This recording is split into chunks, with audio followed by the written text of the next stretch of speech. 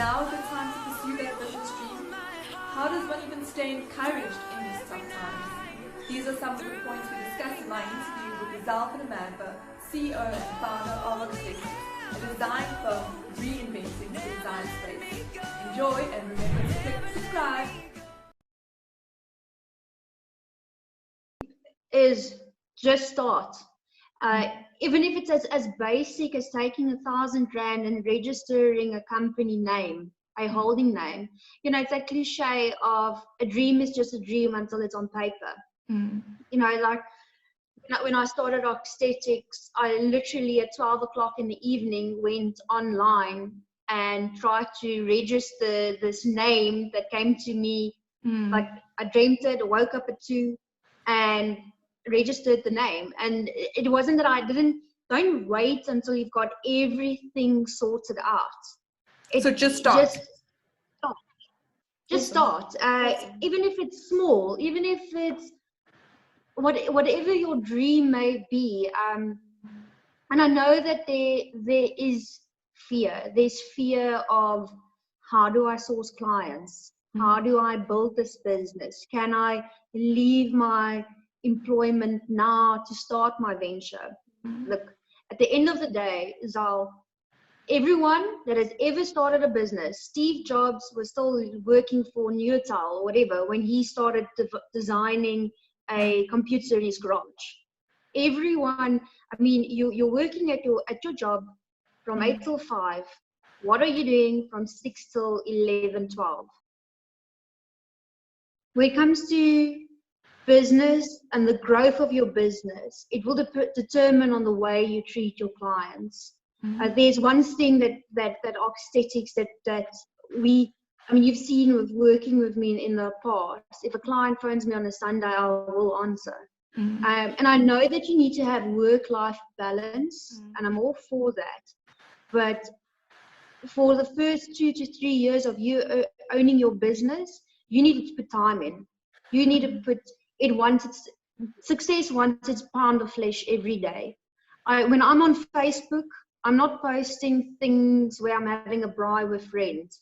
That is a space where I enter into and I will market my business. It's very early in life I went and I've sat and I said, if it's not, I do not entertain things, friendships, business arrangements, if it's not adding to my life. Okay. Our life is so inundated with what's on TV, what's in the media, and is it really contributing? I mean, at the end of the day, we are a vessel, and what you put in, and I'm so conscious of what do I allow into my space, what do I allow to contribute to my life, and if it does not serve, then I do not entertain it. I do not welcome it into my space. Okay, firstly, we need to look at the individual and the owner or the managing holding individuals of the company, and then we'll come into the company. Please, if anybody can take away one thing that they need to research after this, it's internal, external locus of control. It's a theory that basically stems from, we all have a locus or internal drive. Let's call it for this your drive factor. You either have an internal drive or you have an external drive. Okay, so if you are an internal drive person, you understand that if I put in the time today, if I market, if I sit, if I research, if I change, if I see gaps in the market, I will overcome this. So that is what we all, and also the thing is your locus of control is cues. It's even, you can place that person in paradise and he will still have a reason to complain and find fault. Yeah, exactly. So look, I'm not naive. I understand that the corona is affecting livelihoods. I understand that it's affecting business. I am feeling it myself. However, I can't change that. That I can't change. I can't change the circumstances that I'm placed in, but I can change my model of business and the way that I approach it, my strategy, towards marketing, finding new gaps, new innovation, changing the business model while I've got the time. And I'm not waiting for my competition to think of different innovative ideas. I'm already at that point where my group, the architects group, is coming together and we're saying, how are we changing it? Where now the fact that everybody is moving towards into their house, how are we changing our design ethos? Corny, but I rely heavily on God. Hey? Awesome. My faith has played one of the biggest, if not the biggest part of this whole venture. If it wasn't for God and praying through many nights, I don't know how I wouldn't have made it. I wouldn't have made it. So, and because of that, in terms of aesthetics, when we started the business, it was always, we knew that a big part of it would be giving back. We're giving back to communities, giving back to various contractors that have prayed for work and for business, and really aligning the business to those individuals. But entrepreneurs should understand that we have been given stewardship. And that stewardship means looking after your employees, your clients, your contractors. Never keep a wage from an honest day's worker. It's little things like this, and I've been coaching a couple of other Christians that don't understand why their business are failing to a sense. And it's because are you taking full stewardship of what has been given to you? We need to understand the responsibility that we have. It's not just so that we can drive nice cars and go on nice holidays. Franchise out. Actually love to start an academy. That's my main focus would be to do that. As opposed to just having this beautiful design, interior design, and now soon architectural firm. I want to go into a proper academic course. Awesome. So empowering people. And also people that just haven't had the opportunity to study but that are eager. We have pushed a really big marketing campaign over the last 21 days, if you've seen. This time has allowed me to connect with, it's the first time in industry that you as an individual can directly connect with the director or owner of a company, because they are at home, they're on social media. So utilize this time. And I have done that. We've signed, hopefully soon, we're signing a couple of developments, which I'm excited about. And then also aesthetics will be entering into the retail section very soon. Yay! So you'll be the first to know this. We're starting, and it's more a passion project. This I'm starting innovation home kits for design. So it's basically like a gym membership that you sign onto, and then every month. And what we'll do is we're busy profiling and scanning clients. So you as Ezelle, you've got a certain taste in terms of style. So in terms of colors that you choose and like, we'll screen you on that, things that you are drawn to. And there's so much data actually that we can collect just through your interest on Instagram and other platforms, on Facebook, what draws you. So all of that information is kind of taken apart, and then DIY videos and manuals, and then workshops how to do that. So yeah, we're entering into a couple of partnerships with that.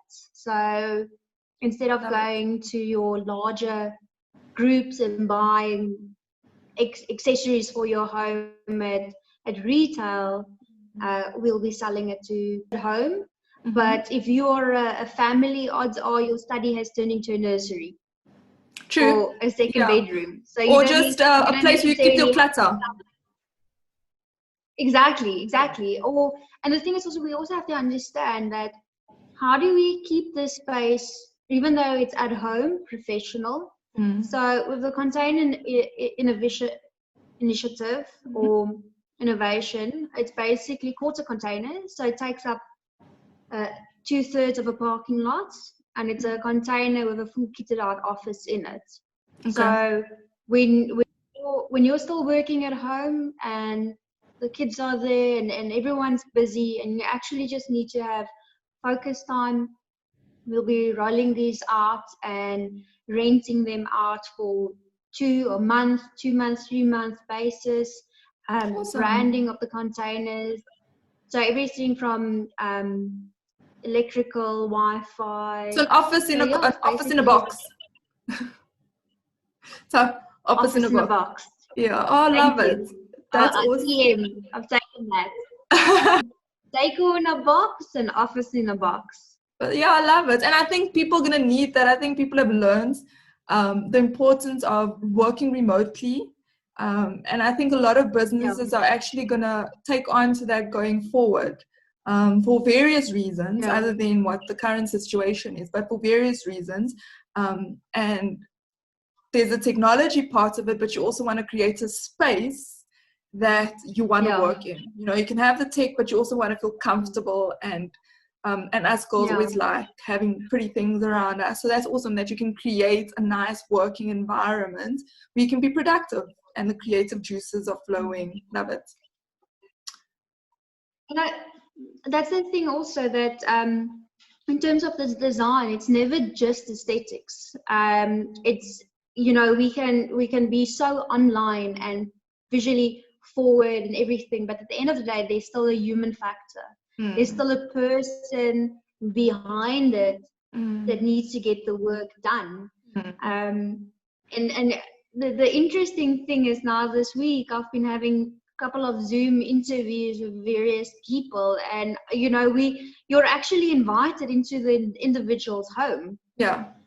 You know, it's, you know, are companies already thinking about the individuals and their home, because that's now a reflection of your staff, what you are in effect paying your staff for them to live like this. I mean, you don't want to call in a draftsperson and they're sitting on a beanbag.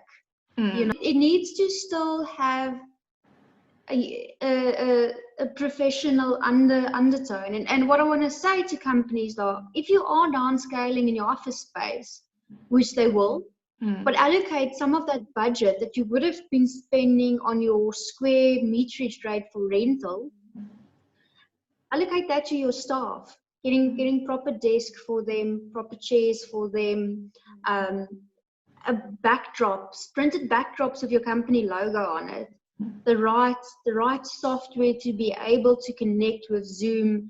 You know, go back to the companies that helped you with your AV and IT and say to them, listen, we have a rollout of 50 homes. 50 homes need to be online at any time. How can you help us with our staff to do that? So in terms of, if you're in the IT sector, you know, this is your space to be moving in. If I'm in the design sector, I'm going to businesses, I'm telling them, you're scaling down from 1,000 squares to 500 squares. You're renting prime space in Waterfall of 280 to 350 rand a square. And the cost to actually have someone work from home is so much less. It's so much. You can reach out to me on any of our social media platforms, Arcsthetics, Instagram, Arcsthetics, Facebook. Alternatively, they can send me a email on info@Arcsthetics. We're quite good at responding to clients. The right type of person. If you are a person that are just really willing. When I started Arcsthetics, I went to go see 3 different mentors. I had a legal mentor, a financial mentor, and a neurologist, actually. She studied neurology, and then she went into mentorship and basically the effects of the brain as to a person's emotion. So no, I would definitely be open to that. Thank you for watching, and remember to hit subscribe for next week's interview on working remotely.